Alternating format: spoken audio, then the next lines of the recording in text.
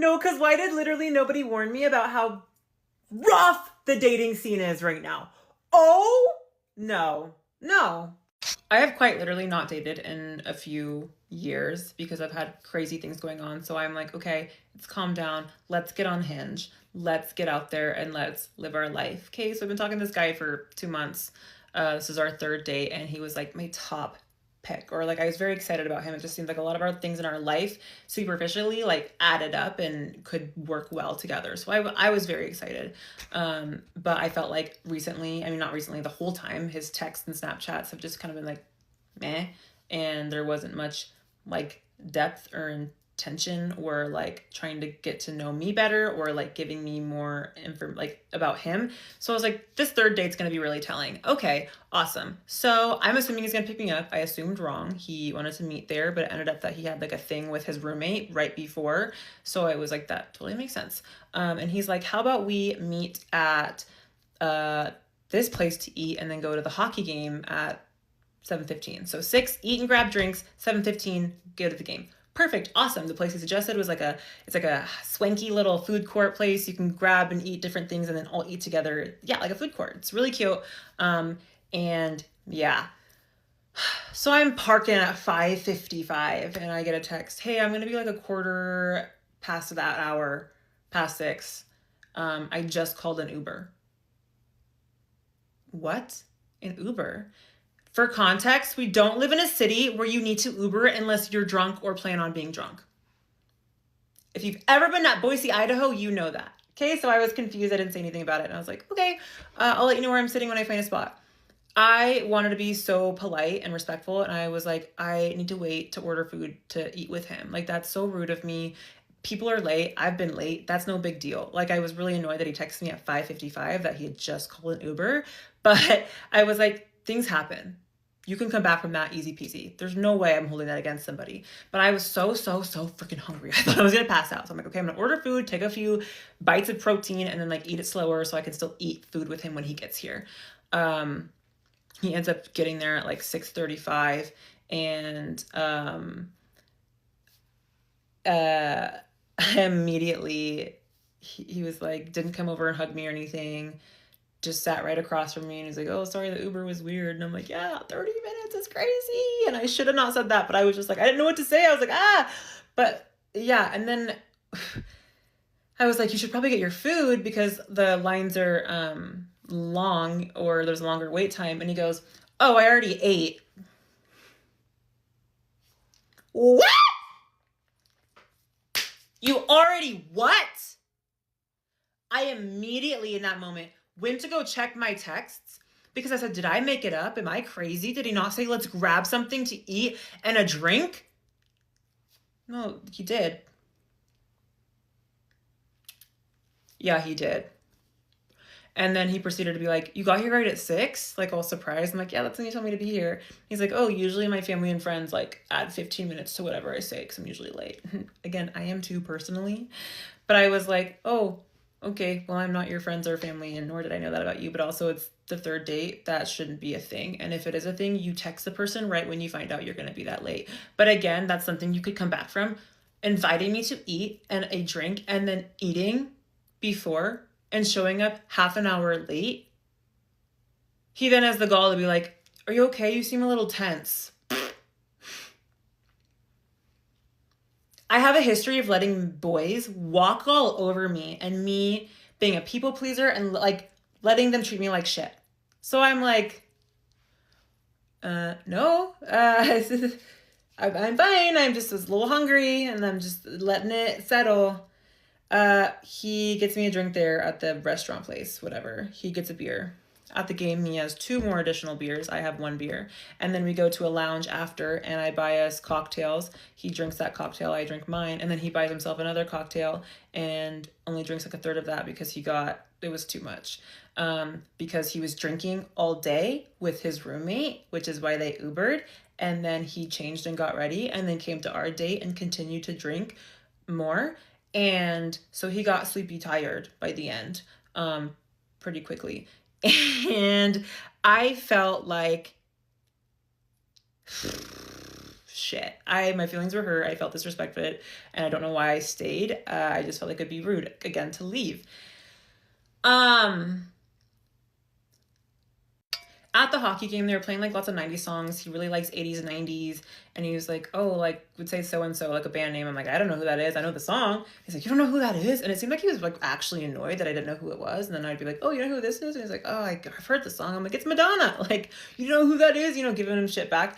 And maybe he really didn't actually care. I couldn't really tell or read him well. But there was like, my screensaver changes, and he knows I have cats, but I haven't really talked about them yet. I'm like, oh, these are my cats, Boots and Star. Look how cute and fluffy they are. Like, just being a little silly. And he was singing to a song, and I didn't know if he heard me, so I looked over, and he goes, sorry, I'm really locked in, and said like the artist's name, and like continued to sing, like didn't even say anything about my animals. You don't have to like cats or animals. It's fine. It just gave me the egg.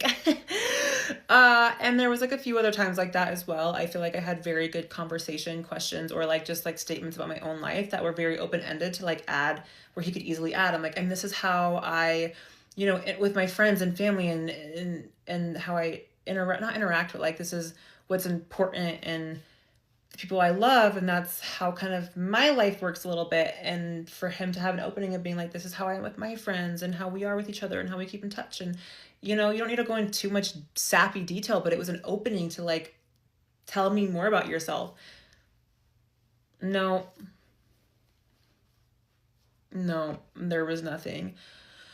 It was very snooze fest, if I'm being honest. I just wanted to, I know you can't rush getting to know someone, but when I say it was so surface level, it was like I learned nothing new from the first date because we talked about everything over text. I learned a little bit, but then on the second date, it's pretty much the same. And then the third date, I learned a tiny bit, but nothing that was like important to really dating. It was like little things, tiny things. Okay, so then we go to a lounge afterwards. I lost my mom in May. She was a single mother. I was the only child, just the two of us. He knew this, okay? I mentioned having a rough few years with my family, and he also said that he had a rough few years, and we haven't talked about it at all. And so I'm like, okay, this might be the time where we discuss it. And I was like, yeah, after my mom had passed in May. He's like, I'm so sorry. And he was like, yeah, I was right there with both of my parents. I'm going to stop and pause and say that I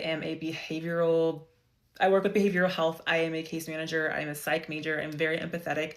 When in the support groups for like losing a parent to early dementia or losing a parent at an young age, you can't even compare different scenarios because they're so different, but you can empathize as much as possible, and you kind of have a little bit of connection because you can relate to certain things. So I have no idea what he's gone through. And he's like, I was right there with both my parents. And I'm like, I'm so sorry. Like, are they okay?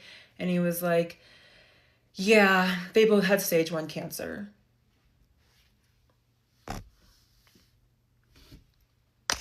And I'm not diminishing the effects and trauma that cancer has on a family and an individual. I saw my mom go through it with her breast cancer, stage 3. I saw it. I was never personally scared that she was gonna pass from that, because it was like really early stage 3, and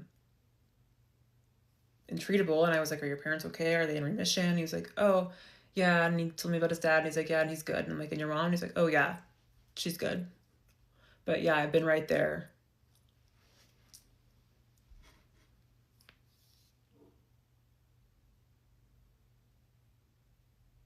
You're 29 years old, and you can't even tell that that's inappropriate to say to somebody?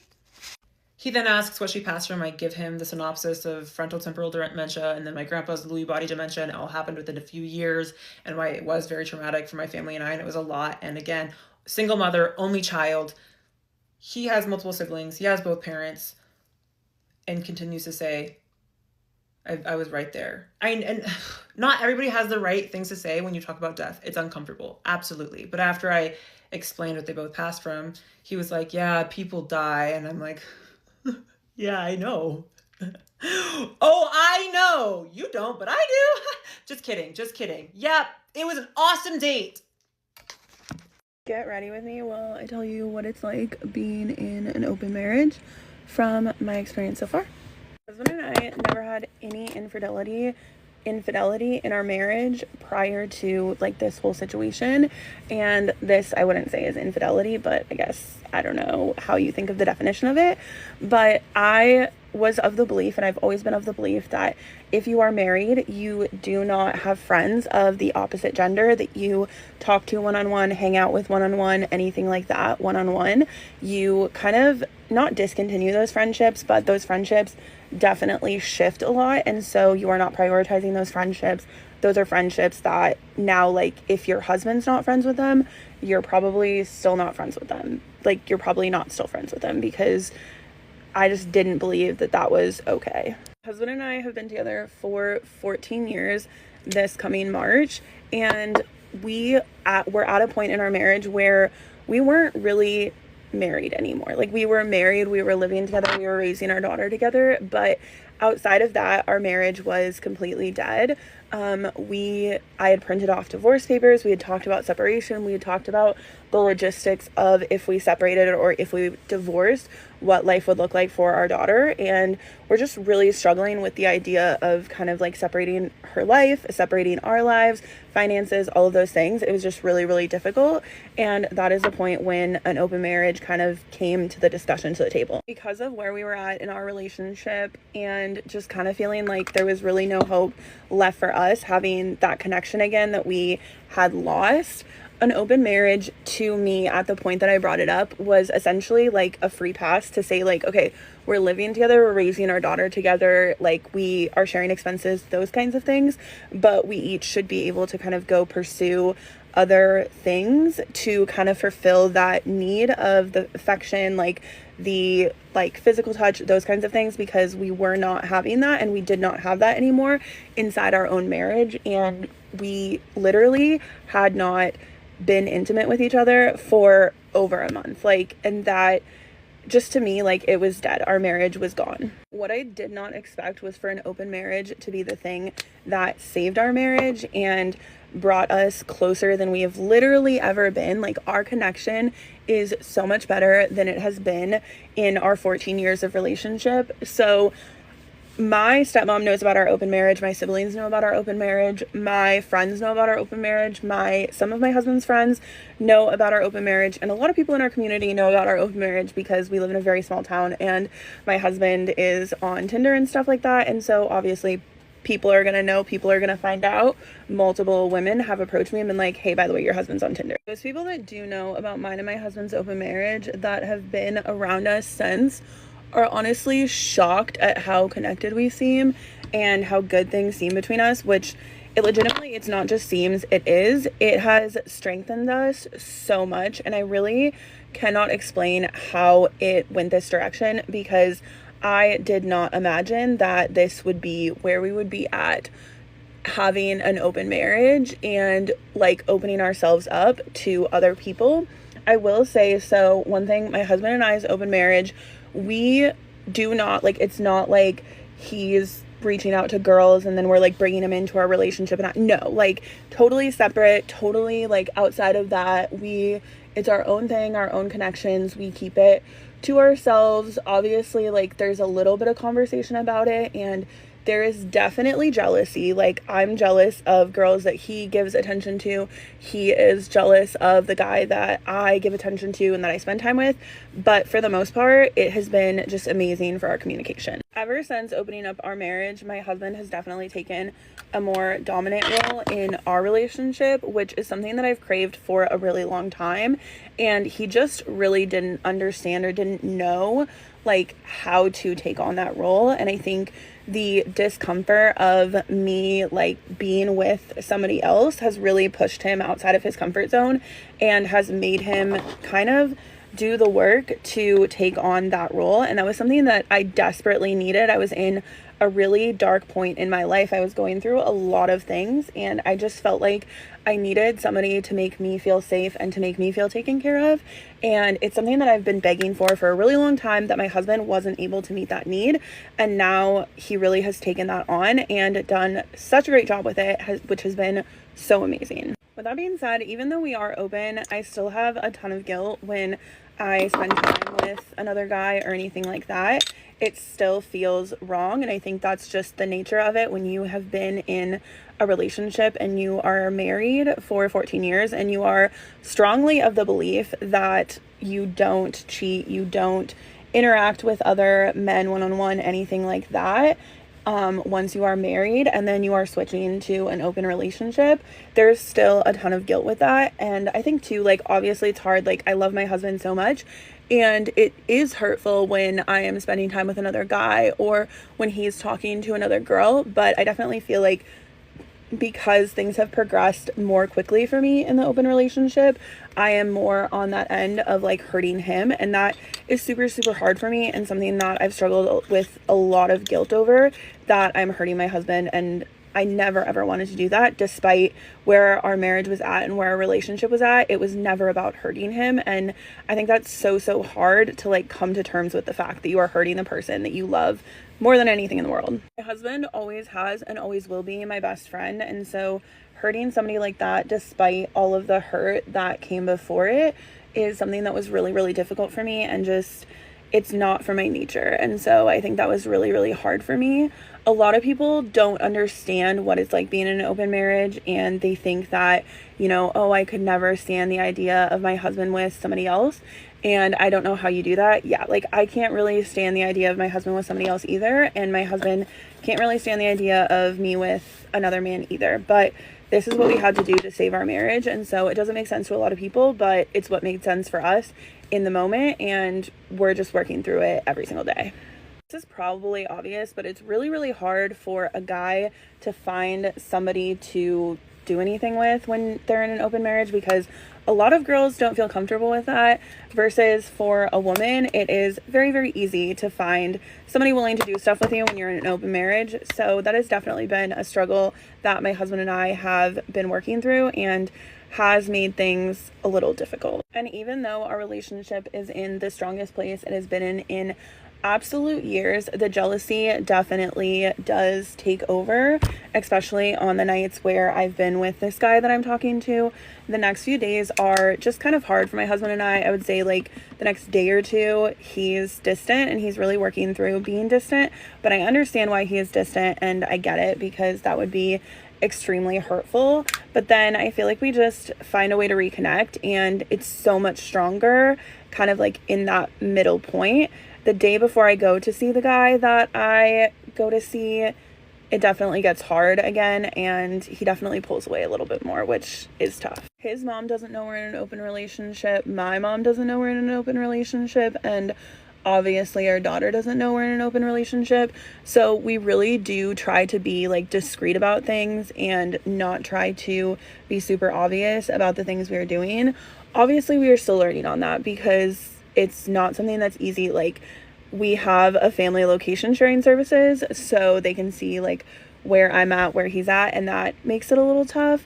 My mom's not on it, but his mom is, and our daughter is. So we're still trying to work around like how to deal with that and when there's questions and stuff, but it's a work in progress, and we're still learning how all of this works. If you're curious or have any questions about being in an open marriage, drop them in the comments.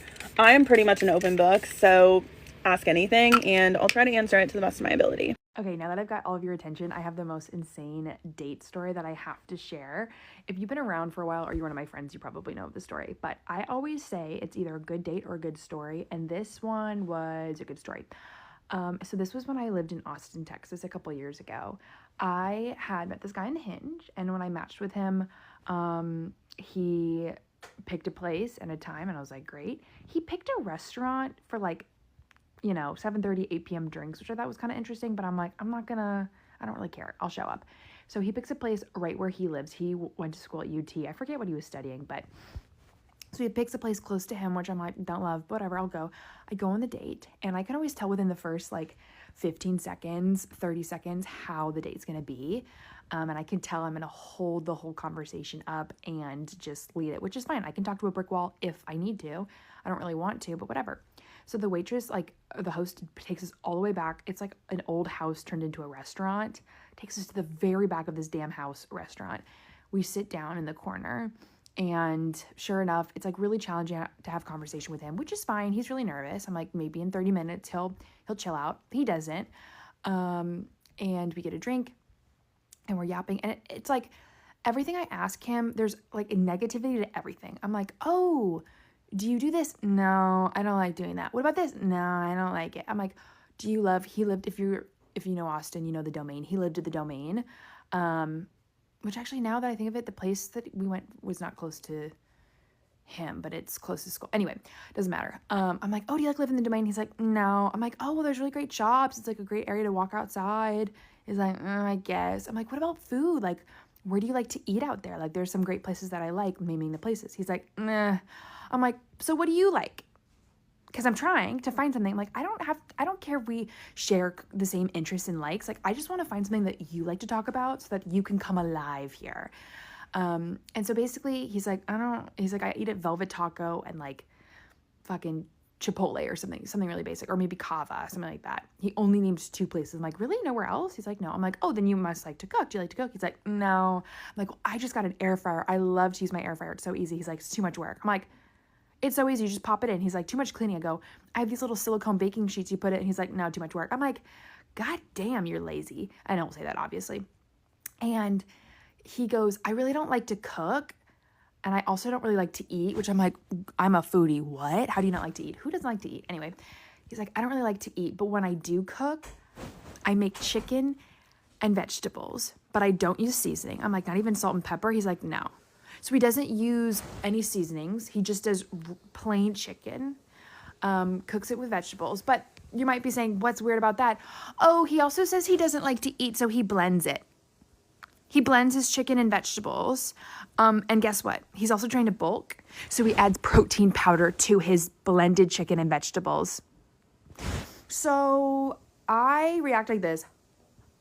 Like, I'm sorry, I'm not gonna hide my visceral reaction of disgust for you. And my next question is your mom a good cook? Because he was Indian. So I'm like, I know damn well his mom's got to be a great cook, but he's probably a butter noodle kid, which is what I like to call people who only eat butter noodles because they're super picky, and he's obviously a butter noodle kid. I go, is your mom a good cook? He goes, people say she is, but I don't like it. I'm like, okay. So the waitress comes by and goes, can we get another round of drinks? I go, actually, we're okay. Thank you so much. I think we'll take the check because I'm ready to leave. He goes, actually, I'll take another drink. And I stayed, you guys.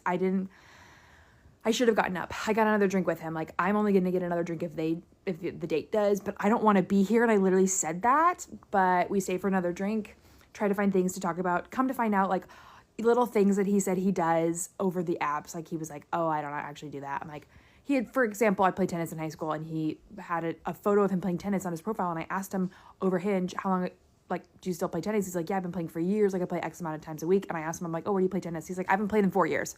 So you're a liar too. Cool. I stay for another 30 minutes for the second stupid drink. I rush out of that date. I say, thanks for the drinks. Nice meeting you. I get in my car. Before I pull out of that parking lot, I unmatch with him. So that was the time about how I went on a date with a man who blends chicken and vegetables and adds protein powder because he's trying to bulk. I'm so scared. Thank God I'm not single anymore. No, I'm not taking a shit. I'm just in the bathroom for better lighting and so my daughter doesn't hear me. Okay. Anyway, so this involves horary astrology. Stop it right there. You're going to thank me and you're going to want to use it after this. Don't underestimate horary astrology. Astrology overall. Don't underestimate it. I'm obsessed with astrology. Everybody knows how obsessed with astrology I am. Okay? If you know, you know. But anyways, if I suck at talking. So I'm a Pisces Mercury. I'm just going to let that shit out there. All right. So I have been feeling for weeks that my husband has been acting really weird, really funny, hiding his phone. I don't even know why he was hiding it. Well, now I know, but it was weird because I don't check that man's phone. I used to be very toxic where I would check it all the time, but he told me that I need to stop doing that, stop being so fucking insecure, etc., etc. Okay, so I completely stopped, and I just came to the point where I legitimately stopped caring. So I stopped checking that phone, but something was telling me that he was doing something. So, like everybody, Nah, he won't do that. He won't do it. He's not that type of person. No. So I would convince myself that he wasn't doing anything. Never say never, because that's when they start fucking nevering like never before. Don't ever fucking say that. I already learned my lesson. Don't mind my hair though. It's like I need to take a shower. So there was this one night where, well, first of all, my husband has 2 jobs, overnight and during the day. That's why I thought this man doesn't have time, and he just wasn't the type of person to do it. Oh, I know now that how stupid I sounded, but anyway, this one night, I was laying down on the couch with my son because he had astrology questions, because he also gets curious. So we were talking about astrology. Okay, so he finally leaves, and out of a sudden my brain just goes, yeah, your husband's cheating on you. And I was like, no, but this man doesn't have time. Again, I was like, no, he doesn't have time to do it. So I asked Hori astrology. Hori astrology is when you ask a question and you use the current transits of the planets to answer the question. So yeah, controversial, but I use ChatGPT because I'm not going to pay hundreds of dollars for a fucking reading. I'm not. Okay, I don't have money like that. Okay, so I don't care. I use ChatGPT. So I asked the question, is my husband cheating on me? And I asked ChatGPT, where do I look for that type of question? So it starts telling you where to look and everything. Okay, the end of the result was that there was a love interest. It said, yes, there's a love interest. So I was like, huh, okay. And this is what I said. Someone that loves astrology, this hurt. Not hurt, but like this was something big for me, because I was like, you know what? I'm gonna check that phone. I'm gonna check him. And if it turns out that he does not have a love interest and he's not cheating, I'm gonna drop astrology overall. I even took a screenshot of that night. Anyway, so I start going through that night when I put everybody to bed. I start going through my husband's Instagram followers. I mean, the people that he follows and shit. So I start going and going. And then there is this profile where, I kid you not, I was like in that profile for like 20 minutes.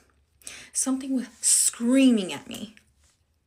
So I started going through that girl's pictures to see if my husband was liking her pictures, or maybe to see if there was a comment that he left. No, there was just likes on a few pictures. So I was like, okay. And so whatever, I left it. The next day, when he gets here, like he gets like home from like 6 or 7 in the morning, and I'm like, okay, yeah, I'm gonna wait for him to fall asleep. So I drop off the kids, and he's like, hey, let's go to the gym. Okay, let's go to the fucking gym. God damn it. Anyway, we go to the fucking gym. After the gym, I'm like, yes, he's worn out. We're gonna go to bed. I'll check out my fucking phone. Anyway, no, he's like, yeah, let's go to lunch. I'm like, okay. Let's go to lunch. Okay, so we go to lunch. We come back, and I'm like, finally, this man can finally go to sleep, because I need to get on that motherfucker. So, yeah, he takes forever to go to sleep. So I start pretending like to hug him. And I start putting my hand in between like his stomach. But I'm pretending like, oh, yeah. But I'm actually looking for that fucking phone, because I didn't see it anywhere. Mind you, this man did not take his backpack to the gym, nor to lunch, nothing.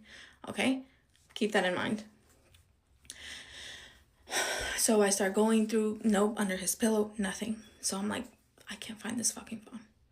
And I was going to leave it alone, but since I couldn't find it anywhere, that just started making me feel horrible. Like my heart was already beating fast. So I pick up my girls. I let a few hours go by to for sure make sure that he was asleep. So I go pick up my girls. I come back, I put something on the TV in the living room. I go back to the room, and I start going through his pants.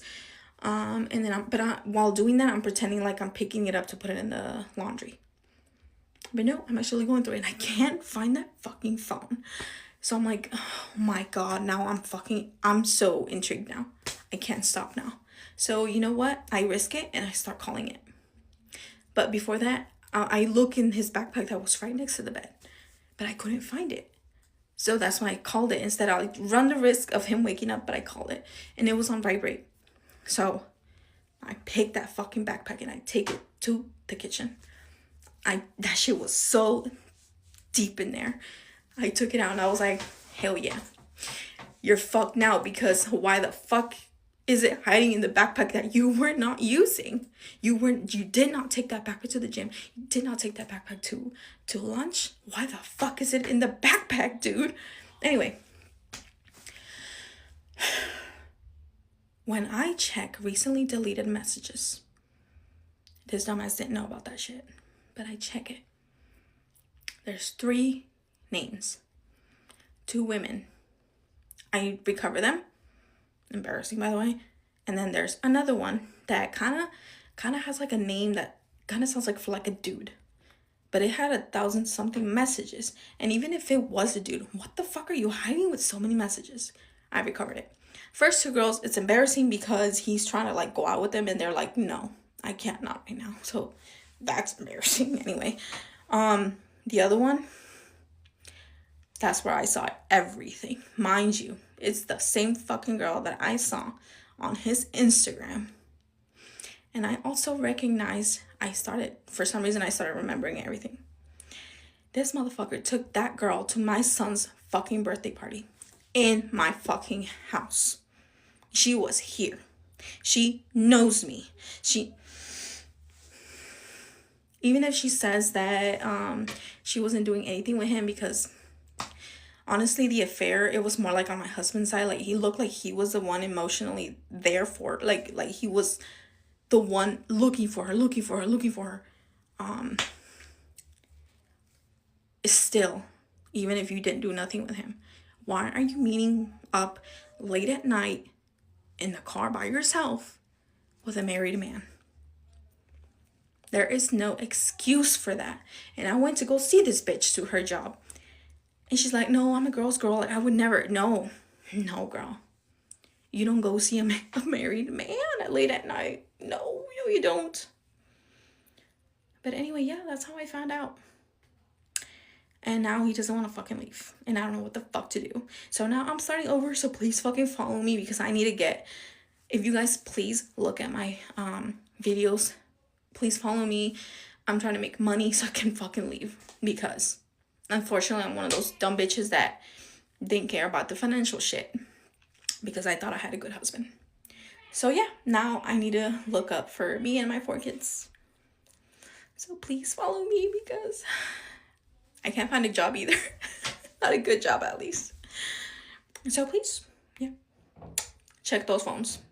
Check those it's always that motherfucking... Hopefully you guys recognize me from my previous video on how my husband had an emotional affair with a coworker. It's always a damn coworker. But yeah, so it looks like they had met. She started working there in November of 2024.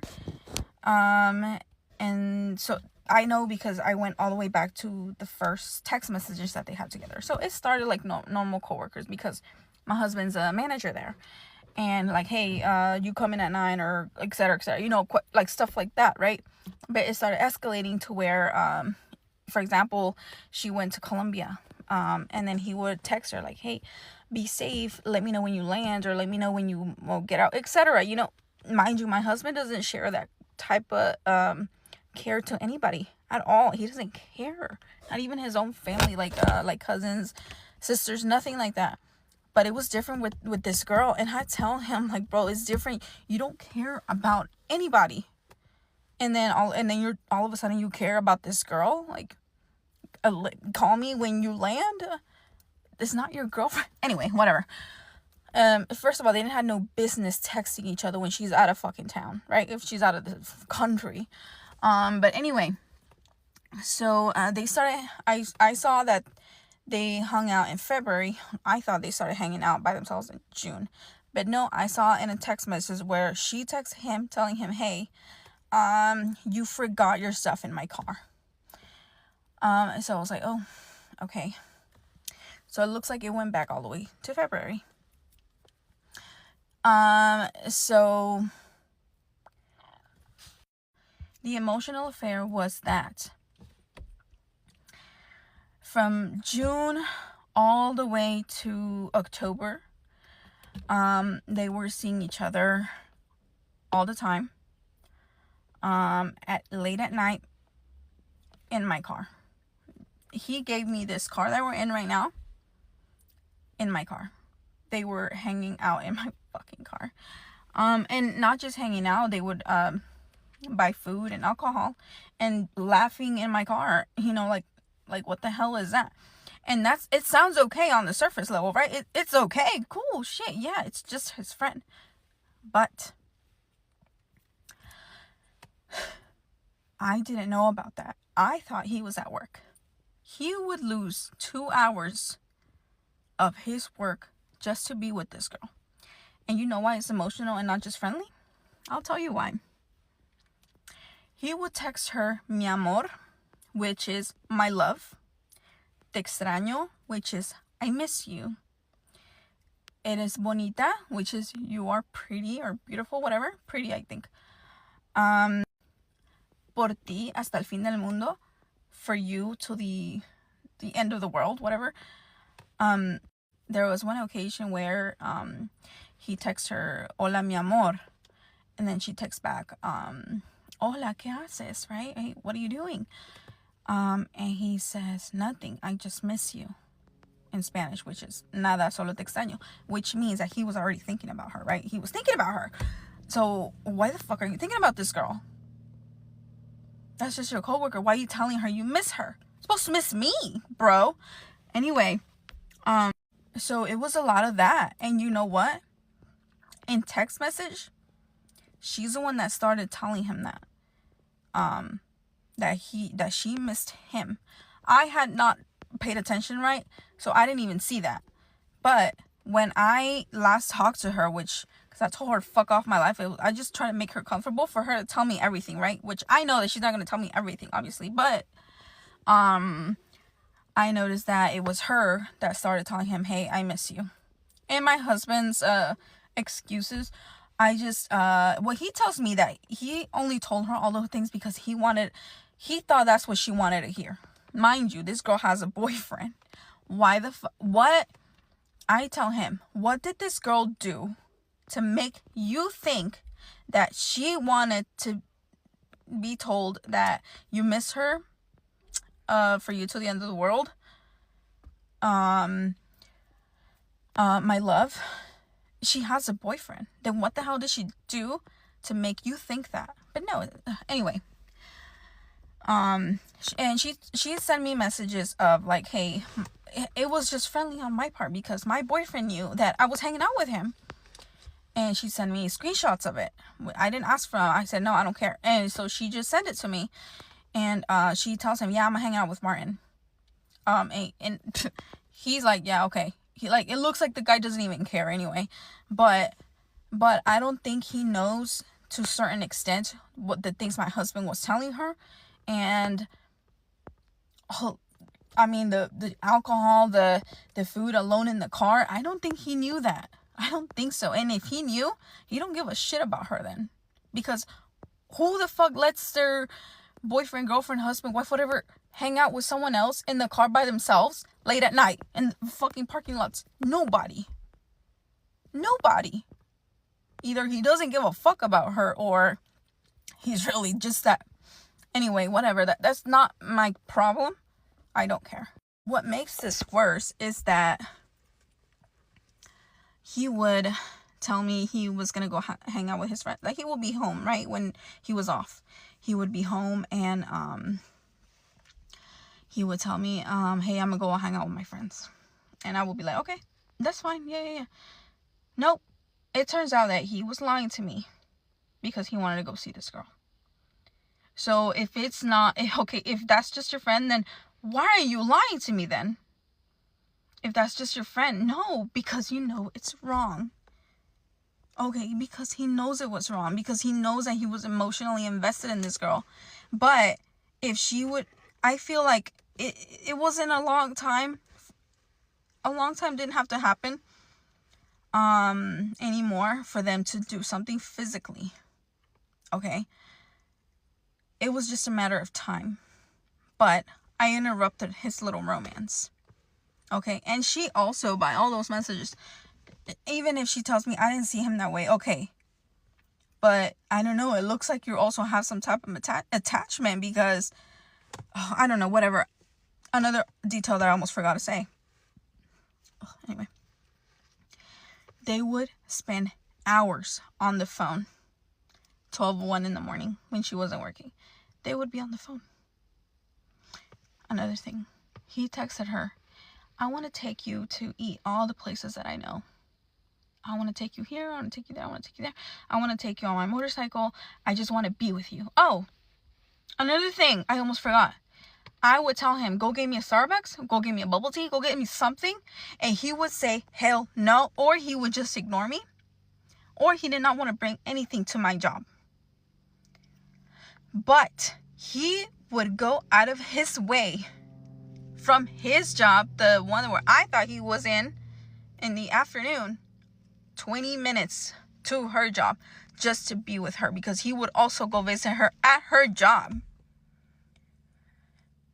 Like 4 to 5 times she told me that he was there with her. And there was a message where I saw that she was going to be busy, but she can still hang out over there at her job. And he's like, well, what's the point of going if you're not going to be with me? I want to be with you. It's stuff like that. It's stuff like that that makes it an emotional affair. Because he didn't want to do anything for me. He didn't want to. A week before I found everything out, he took me to Cedar Point. I love Cedar Point. I love amusement parks. And he hates going there. And he took me, and I'm pretty sure he took me because this girl, like, she was busy at the end, so they couldn't really hang out anymore because she had, like, schoolwork. I don't fucking know what it was. And basically, I was his other option. Like, hey, I'll take you to Cedar Point. Just okay, whatever. And the whole time that we were at Cedar Point, I kid you not, he would walk at least 3 minutes in front of me. I was always behind. It's just things like that make everything make so much sense. And yes, it was an emotional affair. I don't care. I don't care what any man comes to the comment section and say, that's just a friend. No, that's not how you talk to just a friend. You don't hide it from your spouse. No, that's not okay. But yeah, bitch, if you see this shit, fuck you, and your boyfriend don't give a fuck about you. I don't mind how I look. I'm just gonna give y'all a story time on how my fiance cheated on me. Well, at least how I found out or whatever, because y'all keep asking me for it. So I'm gonna give it to y'all. Okay, so get comfortable. I'm gonna insert clips. I'm gonna insert, like, acts and stuff like that, so y'all could go, you know what I'm saying, do what y'all want to do with that information. Y'all want visuals on whoever look like whoever, you know, put faces to things together. I'm gonna add it all, trust. So, boom. I'm sleeping or whatever. Wait, before I really get into the story, I'm gonna just let y'all know I've been new. I'm Haitian. I'm fully Haitian. So, like, the Caribbean in me was just doing its due. You know, I'm like, in my dreams, he's cheating like a bit. And, you know, I'm keeping everything P. I'm eating it up. I'm chewing it up because, you know, I don't really got enough information. But it's just little stuff like, you know, when you going through, like, your dude, like, account and stuff like that, and, like, a female name just glowing, like, you could just, like, tell, like, bro, this gotta be one of your bitches, you know what I'm saying? So it was kind of like that. So I'm just like, you know what, I'm gonna eat it up though, because I don't got enough information that help me, so I'm gonna eat it up. So I sure enough was eating it up, y'all. I sure enough was, until this happened. So now let's get into it. So I'm sleeping or whatever. I wake up. The first messages that I always check when I wake up was, well, thank God, of course, for waking me up. And then I would check me and Ches. His name is Ches, y'all. His name is Ches. I'm not putting no fake names, none of that, because I'm inserting everything. So his name was Ches or whatever. And I would check our messages because that's my fiance, and he's in the Navy and he's across the globe. So of course I want to, like, know everything about him, updates, all that stuff. I really love that man. I really did, like, no cap. So let's add in a little clip though of his at and stuff. Hold on. This the at or whatever, y'all, just in case y'all wanted to know and stuff, you know? So, mind y'all, when I first wake up, my homeboy Vamp called me. He's like, is this nigga serious? Mind you, I'm checking the messages as he's talking, but I'm seeing everything. So, like, Vamp's voice is getting drowned out.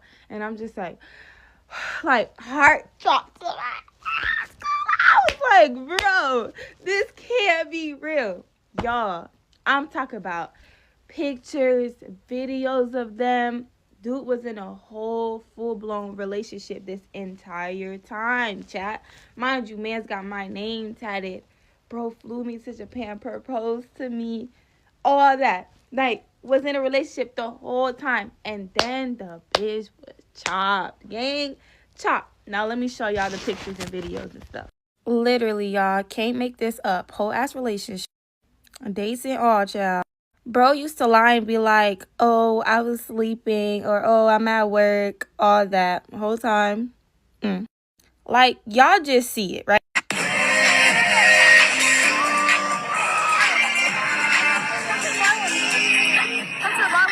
So y'all eyes is not deceiving y'all. Y'all seen that. Y'all seen that. Boom. I bet y'all wondering, so how did you get all of this? Like, I mean, he's in Japan, you're in Florida. Like, clearly you didn't just jump states, you know? This girl got his phone, made a highlight of them on Instagram. What else she did? Sent me the little pictures and the videos or whatever. Posted herself and him on his story.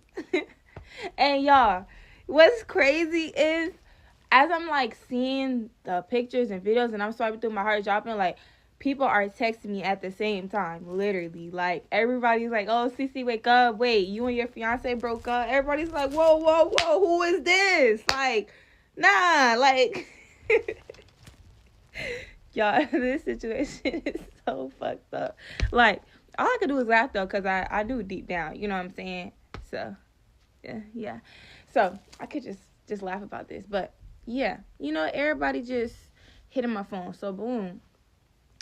I didn't text him until, matter of fact, I didn't contact him or speak to him until later on that day. Like, I was too busy crashing out on Instagram. No cap. I was literally crashing out. Because how else am I going to tell mad people that I already done, you know, did TikToks and all the extra stuff, you know, and we was going to get married in May when he came back. You know, I was not going to tell everybody individually. So I had no choice but to just crash on Instagram and just let the business out there. You know what I'm saying? But I got to tell the TikTok post because I told y'all also about the TikTok. And then all the TikToks of us was posted on here. So y'all probably like, yeah, just as confused. Anyway, so boom. The girl, wait, hold up. Hey, baby bro had called me, y'all. So the girl, she did all that crazy stuff, right? So, of course, now I'm like, bro, I have to contact her. Like, I need answers. I have questions, you know? So I'm like, all right, bet. I put all my homegirls, my homeboys on my iPad. And I'm like, yo, we calling, or were they on my, I don't know, one or the other. But I'm like, yo, we calling this girl. We finna figure this out together. We hearing this together. Boom. So I'm ringing this girl line. Mind you, she wasn't trying to pick up at first. Like, she picked up, then she banged it. And I'm like, hold up. Nah, I kept ringing this girl line because you can't, nah. You can't back down out of this one. Now it's over with. You know what I'm saying? So, boom, she finally picked up. She thinks she's sweet. She think it's okay. Like, she think everything is sweet. No. So, I'm acting friendly as fuck at her. I'm like, oh, so how long y'all been together? She tried to lie. Y'all, this girl knew about me the entire time. She tried to lie and say, oh, everything was recent. Mind you, I know all his outfits, bro. He used to, like, be on the phone with me, showing me the new outfit he just got. And that's from, like, months ago prior. Like, come on, stop the cap. Somebody just called me. But, yeah, like, stop the cap. So she's like, oh, mind y'all, she just sounds like a dweeb. She just sounds like a dweeb. Like, she just sounds like she would definitely fit the side girl, you know, role. Like, I'm trying not to curse on here because I don't want this to get taken out. But she just sounds like she wanted to play that role. You know, it was giving dweeb. Like, girl, you get no niggas at all. Clearly, you know. So boom. She's like, oh, yeah, that was months ago. But he told me that he stopped messing with you. And I went through his phone. And I find out, well, let me tell y'all this. World is so small. Coincidentally, I used to mess with her best friend. Not even really. Like, this was just a one-time type of thing. So she was posting whatever. And her best friend was like, hold up. So I guess her best friend had banged her line or whatever. It was like, yo, I know this girl. Mind y'all, this was like, bro, when was this? Me and her best friend, we spoke like the last time we spoke was New Year's 2024, like dumb long ago. But I posted him everywhere, y'all. When I was in Japan, I was posting every other minute. Like, y'all, nothing went unseen. Like, damn near everything we did, damn near, not no points. Damn near everything we did, bro, was posted. So, like, you just couldn't miss it. Like, if you had me on Instagram, you couldn't miss it. You was gonna come across my story. You know what I'm saying? And it was long. Like, I was posting everything. So, boom. She was like, you know, she found out. Boom. Basically, she found out that her man was, and this was dumb long ago, her man was, like, my fiance, you know? Stayed with him. Didn't tell me nothing. Knew my ad. Knew everything. This girl on the phone shows me a video that she had took of her talking to her best friend of my ad, and you didn't bang it, you didn't hit that. Like, what I thought we supposed to be girls. No, this bitch is just dirty and nasty, and she just wanted to be the other woman. But anyway, so back to it. She was like, oh, he told me that you guys stopped talking and you sent him the ring back and everything, but when I went through his phone, I found out that he was still talking to you, so I just sent you everything. And I was like, oh, okay. So he had told you that we had stopped talking. You know, I'm basically like giving therapists. You know, I'm being real calm with it. I'm like, oh, okay. Because I'm collecting all my information. I want to know everything. And you know what I'm saying? If you just straight up start cursing a bit out, like they going to bang the line, of course. But no. I kept it real cutesy. So she's like, yeah. She's giggling and some more shit. She laughing like we friends. Like, girl, you don't know me by a can of paint. Like, if I see you, I'm on that. Like, what? So, boom. Oh, this is getting kind of long. Okay, let me hurry up. So, y'all, this girl's like, but honestly, then she tried to switch it up. I didn't really know about you, though. I didn't really know about you, girl. Are you dumb or are you dumb? You kind of just snitched on yourself already. You know what I'm saying? You just said that you knew about me, but you stayed with him. And out of anger, you sent me all of this. You know what I'm saying? So, the girl is clearly slow, clearly dumb. Boom. I'm like, okay, so we finished up the conversation or whatever, because she basically going in circles. We finished up the conversation. I have to curse her out at the end. I curse her out at the end. You know what I'm saying?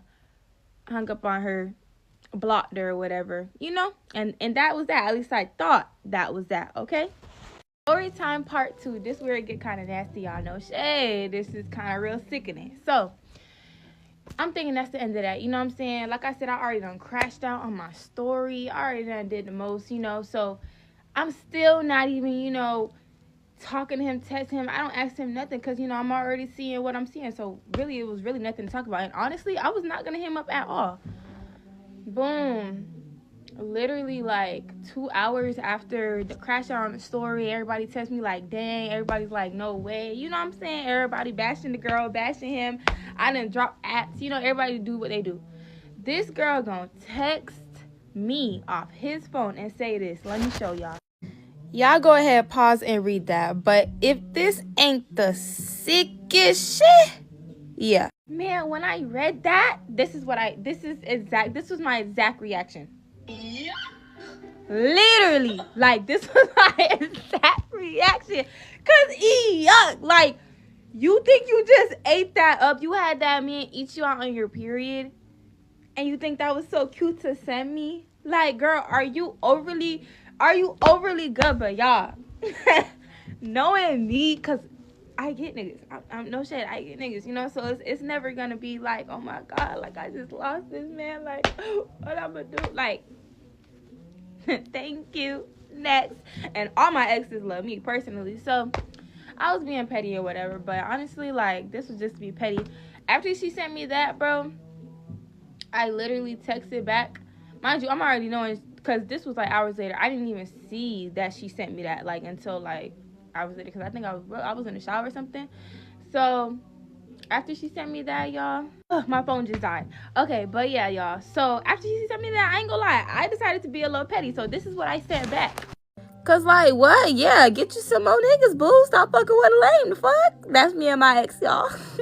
What? I skipped the whole entire part where I was like sending his mom all of this. Like, I sent his mom, because his mom knew about us. His mom, his dad, the whole family. You know what I'm saying? Because like, that was my fiance. So let me just fast forward this part for y'all. Basically, I sent everything to his mom and stuff like that. His mom seen it, was like, yeah, those pics look nasty. Even his mom was like, what the f-? But Then his mom was like, oh, you just sent him the ring back and he sent you your earrings back and y'all be done. That's when I blocked her because you lost me. What do you mean send the ring back? Send the ring back. Send the ring back when it's a jeweler down the road. When it's a pawn shop. And my money. Yeah. Anyway, lost me, blocked mom. Anywho.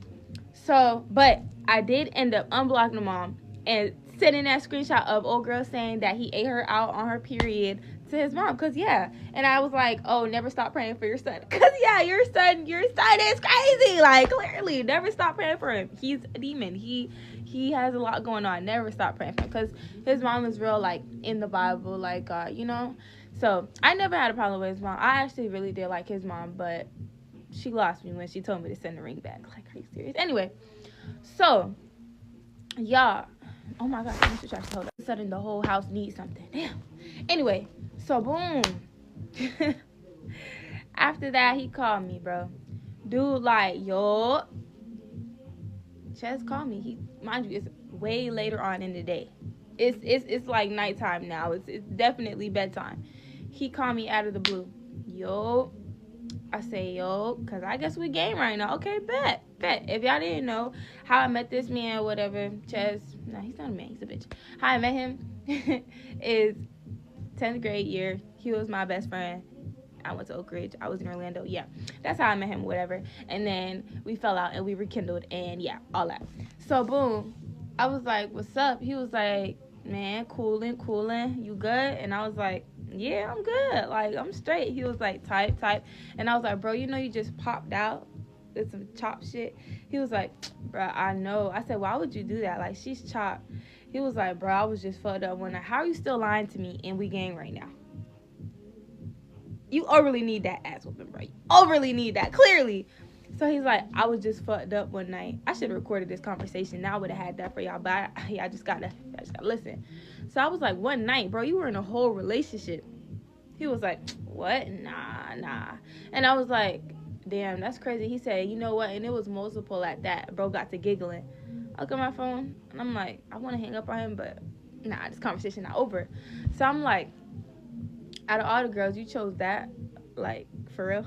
He was like, bruh, I told you I was just fucked up one night, bruh. Like, and I was like, bruh, you're sick. Like, this is sick. Like, you're so sick. He was like, I know. Type shit, I know. And I'm just like, you know what? Like, I'm not even finna fake it with you. Like, I knew it. Like, I just knew it, you know? And he's just like, type shit. He just keep, he's just acting nonchalant. Like, bro, you feel some type of way. Your mama know, your whole family know, the world know. Like, everybody know you from with a baddie over that. Like, a home for a hotel. He just acting nonchalant, whatever. Boom. Wrap the conversation up. He's like, yeah, this gonna be our last time speaking. Okay, man. Like, okay, so we wrap the conversation up. Boom. That's that or whatever.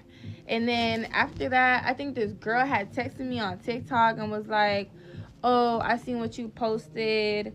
Something about, oh, I tried to tell you about him a long time ago or something like that, but you have blocked me.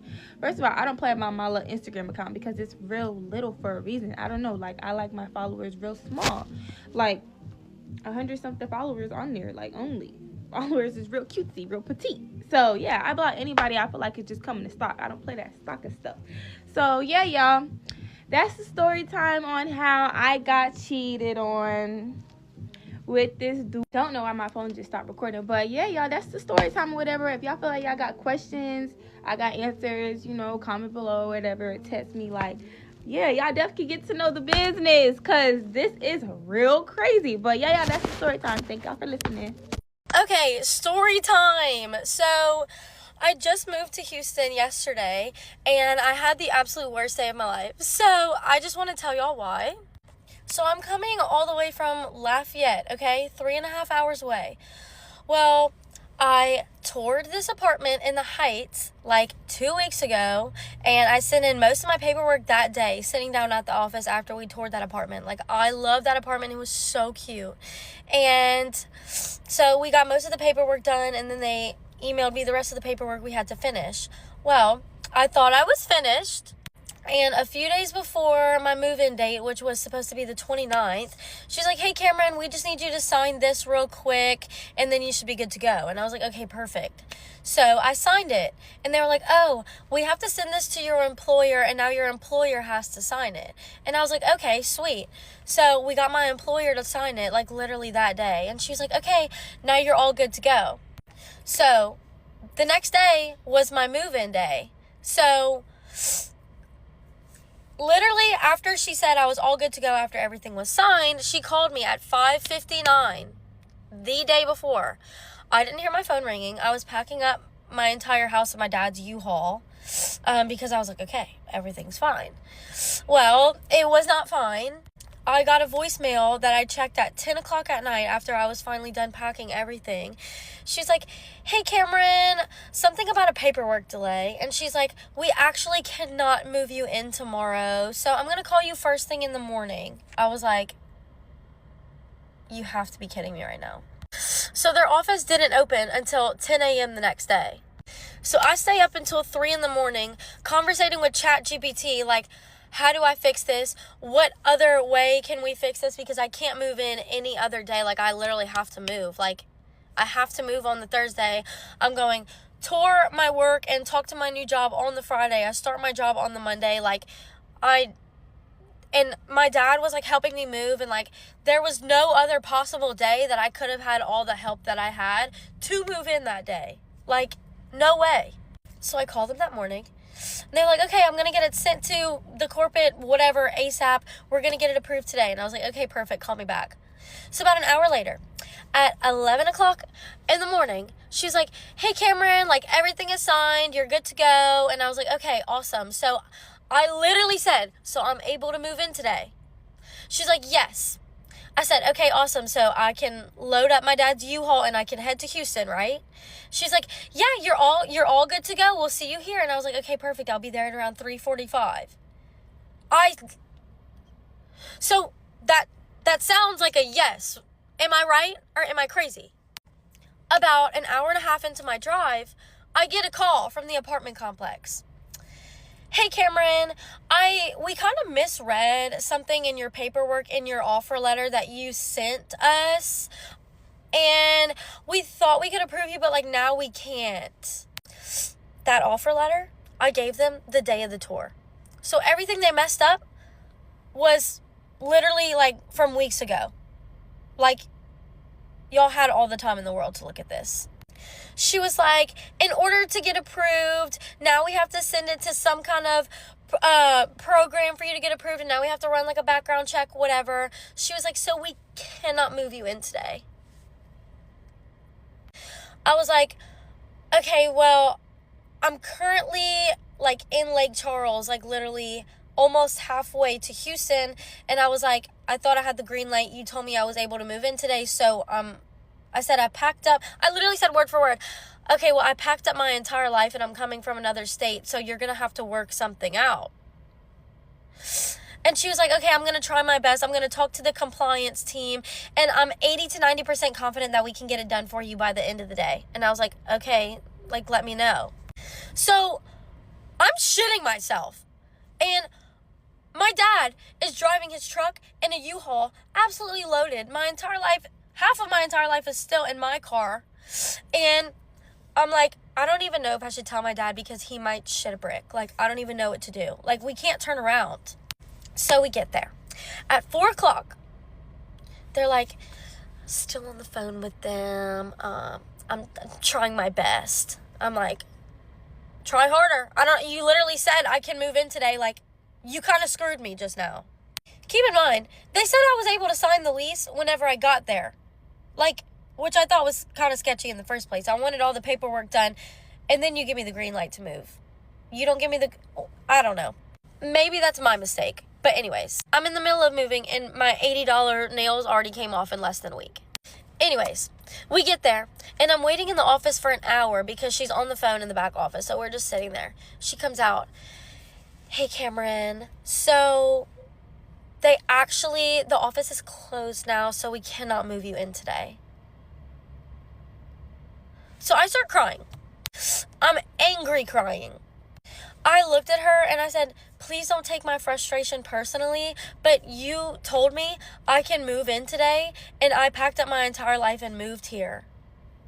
I said, I would not have packed up my entire life and came to another state if I didn't hear the words, yes, you can move in today. You literally said, yes, you are all good to go.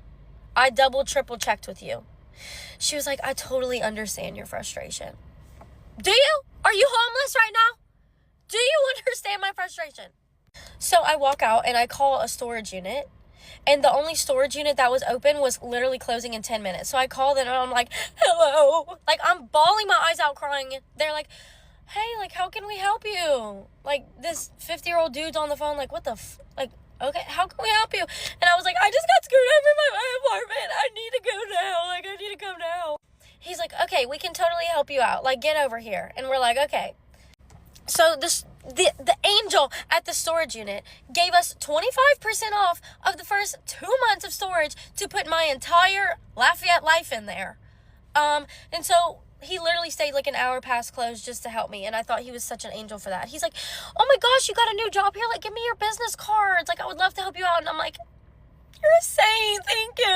Like, so today I am touring apartments, and I'm going to visit my new work today, and I still have faith in God. Maybe it's a sign that, you know, it just was not meant to be in that apartment. So the first apartment I toured today, the girl who was touring me was like, yeah, I'm currently living in the Heights right now, but I actually hate my apartment. Like, I want to get out of it. And I'm like, where are you living? You know where she was living? In the apartments that screwed me over. I was like, oh my God, they just effed me over yesterday. She was like, no way, they effed me over in my lease. She was like, I literally signed a lease and they didn't even give me the right apartment that I signed the lease on, or the floor plan that she chose. She's like, I've only been there 3 months and I totally hate it. They're so unprofessional. I'm like, so yeah, I'm currently touring apartments. Y'all pray for me, but the last 24 hours was not real. These birds will not stop chirping. It is the middle of the night, so my ticket scurries over to Google. They're seeking mates. It is just like men. A company I work for wants to fire me, aka make me quit, because of a rule that they did not put in a contract, nor do they put it in writing, nor do they communicate it to me. And now it's my problem that I'm gonna not be able to work this job anymore. Let's talk about it. So, I work a lot of different jobs. One of my jobs is a retail job. I've never worked retail before, and I've come to learn about something called a blackout period. If you work in retail or have, you know exactly what I'm talking about. For those of you who do not know, there is a rule in retail, an unspoken rule. A lot of times it's in writing, or it's, you know, as most people do, communicate this rule that you cannot take off any time. For my company's instance, hypothetically, let's say their rule is you cannot take off any time, but my boss says you can take up to 2 days off tops, from Thanksgiving to New Year's Day. So let's say that rule is never communicated in the contract. It's never communicated verbatim or in writing. So I show up to work. My boss says, hey, so I realized I forgot to tell you this. I told every single person word of mouth, verbally, but I forgot to tell you that you're not allowed to take off any time off. The most I'll allow is 2 days from Thanksgiving all the way to the 1st of January. And I go, wow, I've never heard that rule.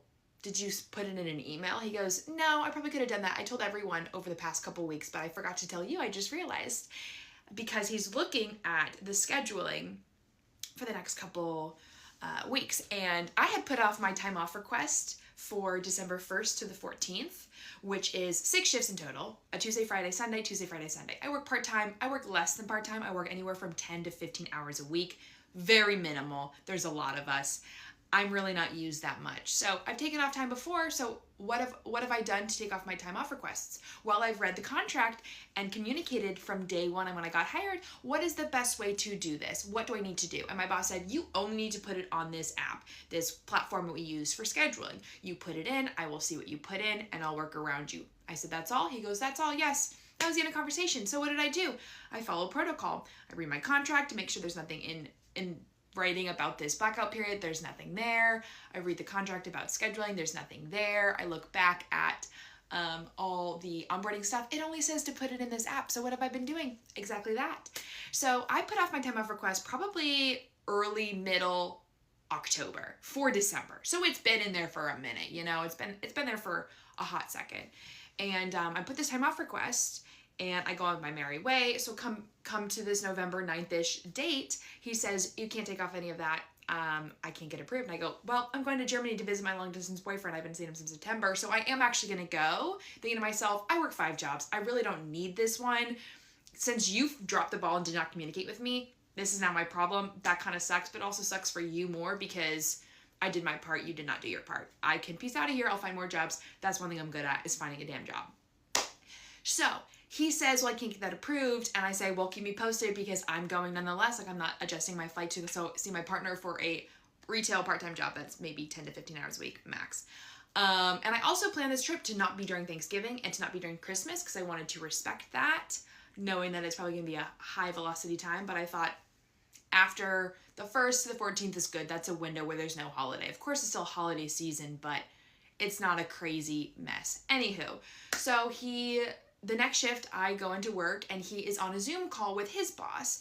And he takes his Zoom calls, speakers loud on the computer, no headphones, in the stock room where we're going in and out of constantly to get stock for clients out front. So I'm going in and out of the room and I actually hear his boss telling him, yeah, so you can't approve that. This is what you're gonna have to do. You're gonna have to let her go, tell her. And she's literally giving him like the words to tell me. So I'm already prepared knowing damn well I'm probably gonna get fired for this. So then the next shift comes because he doesn't talk to me that shift. The next shift comes and he pulls me aside at the start of the shift. He goes, hey, I have to talk to you about something really sad. Yeah, he pouts like that. Gross. He holds up a clipboard and he says, I have to read this. Does he? And he reads just like this little blurb of being like, this is our holiday blackout period. You can't take off any time, whatever. And he goes, so I can't get your time off approved. I can only get 2 days approved maximum. And yeah, so either you don't take your trip or I need, like, this is going to be the end of this work experience. And he's just telling me this. And I'm like, I'm frustrated because I read the contract. Nowhere in there does it say anything about a blackout period. Nowhere does it say anything about time off requests or scheduling. Everything that I've been doing is by the book and how you communicated. When you hired me, you didn't tell me this. You didn't tell me this rule. And he had actually said that 2 days before, he had told the whole staff, like, they had like a staff meeting and I couldn't go because of one of my other job conflicts, outside of work hours anyway, that no one can take off time. And I'm like, that's crazy to tell people middle of November that they can't take off any time starting from Thanksgiving all the way to the new year. Like, that's not enough time. In my opinion, tell them in June, tell them in July, like, tell us early, you know? Anyway, so I'm telling him I'm frustrated. I followed everything. You know I'm a good communicator. I've done nothing but communicate the way I'm supposed to in a very clear manner. I've never been a bad communicator. He's like, you're right. You're one of the best communicators I've worked with. He's like, but you should have asked my permission first. I'm like, it's been in there for a while now, a month plus, and we're still like, you know, less than a month away. We're a couple weeks away. Like, this is not new. I'm not springing this on you. And I know that he gets notifications because what platform doesn't let you look into what your employees are putting in? And also I know this because back on like November 9th, I had been scheduled for a shift that day. He had scheduled us weeks in advance. He had gone on vacation. So he did like 2-3 weeks worth of scheduling in advance that we had. And what do? How do I balance my 5 jobs, you ask? I check my schedule daily. I make sure I double, triple, quadruple check every single day because I'm panicked and I mess up. I have never once made a scheduling mistake once in over a year of balancing 3 to 5 jobs, give or take, depending when it's been. Never made a mistake. And the way I do it is by being incredibly organized and incredibly communicative. So I was not scheduled on this one Friday. So what do? I supplement it with my other job. So I get a text at 1:15. Where are you? You're supposed to be here at 1 o'clock. I'm freaking out. I check the schedule. I'm on there. I'm like, I'm so sorry. I dropped the ball. I've never made a mistake before. My honest mistake, unfortunately, I cannot come in. I see he's working with another girl. I'm like, they'll be fine. And he's like, gaslighting me, being super rude, was like, well, you have to get here. I'm like, I'm sorry, I can't. I'm teaching yoga. Like, I can't just cancel on these clients. And he's like, we really need you, blah, blah, blah. The girl texts me. She's like, girl, you're fine. He's being really dramatic. I figured. I apologize to her. She doesn't care. Whatever. It's a misunderstanding. I go to the notifications to see, how did I miss this? And I see, oh, the day before, I was supposed to work Friday. On Thursday, he scheduled me for that day. He scheduled me for that day, did not think to communicate or tell me, and just posted the schedule, and then tries to gaslight me because when I said, I'm so sorry, I can't come in, and I had done this investigation to see he posted me the day before, I reached out and I said, did I happen to miss this one day of that whole 3-week schedule? Or did you happen to schedule me this shift yesterday? Because I see the notification that you posted my shift for me today. And he goes, no, that's a notification for the future shifts. I go, actually, it's not, because these notifications are incredibly direct and specific. It says these are notifications for future shifts. So no. I go into work the next day after, and I see, oh, he's lying to me. He actually did post that schedule at 10 a.m. on Thursday when I'm supposed to work at 1 p.m. on Friday, and didn't think to communicate to tell me. So I do know he has access to the scheduling. Anyway, so as we're talking, he's like, I can't see anything that you put in there. If you put a time off request, I can't see it until the week of. And I'm like, I don't know if I believe that. Can you pull up the website? Because I want receipts. And so he pulls up the website, and I'm like, click this, because he's only showing me like this week's view. He's like, I can't see, and it knows where I'm going with this and knows that I'm right and can prove that he can see visibility. So I'm like, click employees, click my name. And he's clicking settings, he's clicking his profile. And I'm like, it's a cat and mouse game. And also at the end of the day, I give up because I'm like, I don't actually know what tab he's supposed to click to get there. I know we can get there. Anywho. So he has this whole conversation. I go, so now what? Because it sounds like he's firing me. He goes, you need to give us your notice and say that you're quitting. And so I'm thinking to myself, these bitches can't fire me. They know they can't fire me. They don't have a leg to stand on, so I have to quit. I go, what happens if I don't? He goes, I actually don't know. I think I would schedule you for those shifts. You wouldn't show up, and then we'd have to fire you. So I'm like, cool. You guys want to fire me, but you can't fire me, so you want me to quit? And then if I don't, you're going to fire me. And he goes, but when you come back from Germany, you can reapply, and I'll hire you back immediately. So you want me to quit and then come back? I have to do part 2. There's more to this. It's insane. The fact that maybe possibly you think I could pull Shawn Mendes, and my self-esteem did not need that. Just kidding, I'm still sad. Okay, part 2 to the story time about how this company wants to fire me. Watch part 1 on my page if you haven't seen it yet. But part 2 is basically he's having this conversation being like, you can't get your time off request approved, even though I put it in months in advance and I communicated how I was supposed to. It's nowhere in our contract that we have this blackout period. And he also specifically told me that he told everyone else but me and forgot to tell me. So this miscommunication, this unwritten rule is somehow now my fault. And now I am not getting my time off approved. And I also have to quit myself because they can't fire me. Because if they could, they would be doing it right now. And he's not. And also, he wants me to go on my trip, come back, reapply, and then be immediately hired. Like, no, I'm sorry. That's insane. And I'm really frustrated because he's not taking any accountability for his lack of communication. He's not being like, yeah, I'm really sorry. Like, I understand I probably should have put this in an email or communicated it in advance, not middle November for the end of November onward. Like, just, I'm not asking for a crystal ball to fix the situation. I'm just asking for some accountability. Anyway, so this conversation's not really going anywhere. We're just kind of going back and forth, and I'm being professional, but I'm also irritated, and you can see that I'm irritated. So he's just like it's not going anywhere. So I storm out of the conversation and I go to the front of the store. And he follows me. He goes, how are you feeling? I go, I'm frustrated. I'm really irritated with you. I've done everything in my power to be as communicative as possible, to follow the rules as are laid out and communicated and put in contract. And I've done that. And this situation was a drop of the ball on your end. You did not communicate this. You told me specifically, you told everybody else weeks ago and you didn't tell me. I put this in the app. You have been aware of this. You claim that you can't see it. I don't believe that. And now this is my problem. And now I'm going to have to lose one of my jobs because of this. And he goes, well, you should have told me before you booked your flight. I'm like, I'm sorry. I hate to say it with no disrespect. I didn't think my presence 2 to 3 times a week is what held up these 4 walls and kept this corporation running. Like, I just didn't think I had that much of an impact. He goes, yeah, you're right. You're not that, you're not. I'm like, I'm a part-time. I'm not even part-time. Like, I work 10 to 15 hours a week. This has never been an issue before. And he's like, well, I took a trip in October specifically to avoid this period. I go, that would have been a great time for you to share. I'm going to Hawaii in October. He took off 10 days, I think.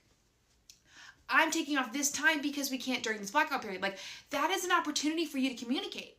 Because if you, and he loves to be like, you've never worked in retail, but I'm like, bitch, I've worked in corporate jobs. Like, I know what to do. I know how to communicate. I know protocols and things. Like, don't act like just because I've never been in retail that I don't know shit. But also, you say I've never been in retail, so I'm not aware of this blackout period. Exactly the point. Be like, hey, we have this thing called the blackout period. Like, half the staff has never worked in retail before. Like, he acts like it's the biggest deal in the world. Anyway, so I'm like, this is frustrating because this mistake on the company's side and your side is now my fault and my problem. And I was like, I did not think I would be holding up the store anyway. So he's like, yeah, you're right. I'm like, I did not think it was a big deal. You did not use that opportunity of when you took off time in October to explain to us the importance of why you're doing it then. You didn't communicate it. You can't tell people middle November that the end of November onward they can't take off any time. That's unrealistic. That's ridiculous. He's like, well, you should have told me before you booked your flights. I'm like, you're not my dad. I didn't think I had to ask for permission. I'm almost 30 years old. Like, I did it how I was supposed to. Anyway, so that conversation ends. One of my coworkers comes in and we're yapping about it while my boss is in the back on a meeting again. And he goes, that's insane. Don't write an email having your notice of your last day. Like, you should document this conversation that you had with him, what he said, what you said, outlining everything that you have just mentioned in this story, and see what they say. Like, if they want to kick you out, like, you can go down fighting, and Lord knows I want to do that. So I'm preparing myself to do this, to email and be like, okay, like, I don't want to quit because this. Obviously, I do want to quit. At this point, I'm like, this is not a welcoming environment. This is an insane environment. This is kind of toxic. Like, I don't want to have to quit, go on a trip, come back, reapply. Like, it's just, and my boss has a lot of problems to begin with. He's really negative to be around. It's very draining, and I've actually talked to his boss about it. Maybe I shouldn't say that, but at this point, I really don't care. I stand behind what I say, whether it's behind a closed door or in front. Like, I'm sorry. It's the truth. It's a toxic environment. So I'm like, at this point, I feel like I should leave. And I'm also trying to do other things. I'm like, I can supplement, other jobs or create space for something new and better. Anyway, so he's like, you should email this. So this is what, on like Tuesday that this whole kerfuffle goes down. I come back in on Friday and he goes, we need to talk. I go, yeah, what's up? He goes, so actually, never mind all the stuff I just told you the other day. So basically, I posted the schedule and you had, like, the way I did it, basically, I can't retract the schedule that you're not on. So you're fine. You got the time off approved. I'm like, okay. And I walk away. So mind you, I was going to have to be forcefully fired/quit.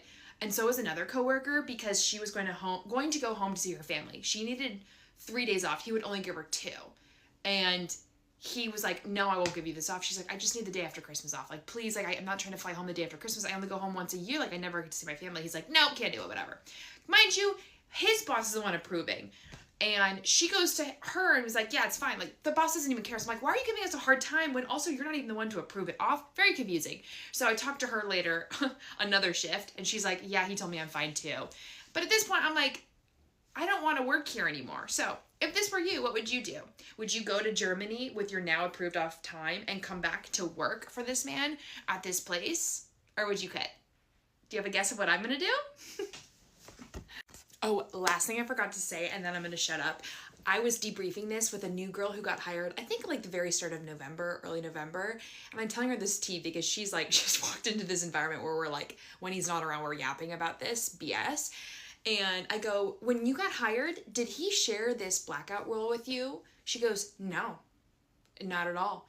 So she got hired at the start of November. He never communicated that from the end of November on till the new year, she can't take off any time. She goes, thank God I have family that's local here because I would have been screwed. I didn't realize that's a rule. He hired 2 new people. One was like the end of October, one was early November. Neither of them were told this rule. I'm like, quick edit from my cozy bed because I filmed this a while back. We hired another coworker probably on December 18th or 20th, and I asked her, does she know about the blackout rule? No, she doesn't, and she has to work Christmas Eve, even though she has a gig to work.